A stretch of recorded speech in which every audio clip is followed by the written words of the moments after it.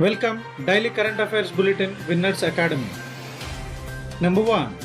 World Bank approved a $4 million loan to India, assisted to further the ongoing Namami Gange program.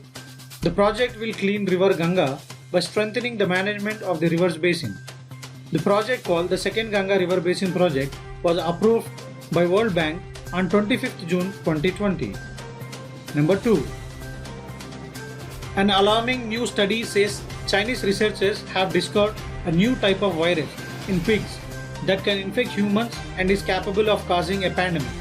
This disease, which researchers say is being caused by a virus called G4 virus, is genetically descendant from the H1N1 swine flu. Number 3. The Central Drug Standard Control Organization has granted approval to Zydus Cadila to initiate the Phase 1 and 2 human clinical trials in India for its potential COVID-19 vaccine. The vaccine Zycovid-D has been developed indigenously at the Vaccine Technology Center in Ahmedabad. Number 4. Baisali Mohanty has been appointed as United Nations Policy Officer.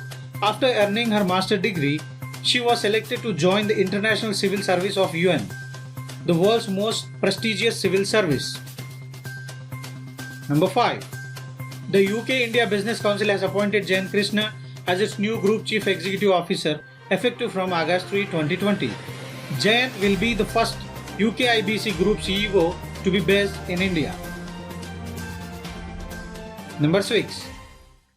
Union Minister of Fisheries, Animal Husbandry and Dairying, Shri Giriraj Singh, has launched the first edition of the Fisheries and Aquaculture newsletter Matsya Sampada. It would be published on a quarterly basis starting from the first quarter of the year 2021. Number 7. The noted Bollywood choreographer Saroj Khan passed away in July 2020 due to cardiac arrest. She has choreographed popular songs including Hawa Hawai, Mr. India, Nagina and Chandini, Ek Do Teen from Tezab and more.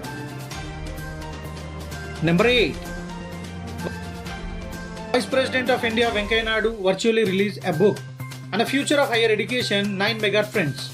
The book was brought out by ICT Academy, an initiative of the Government of India and the state governments. Number 9. Indian Overseas Bank's MD and CEO Karnam Shekhar retired on June 30, 2020. Shekhar was appointed as OSD of IOB after the merger of Dena Bank and Vijaya Bank into Bank of Baroda. Number 10. India and Bangladesh Railways achieved a record by running more than 100 freight trains in June 2020. The railways of the two countries reached a milestone in which with the highest every monthly interchange of freight trains carrying essential items. Thank you for watching the video.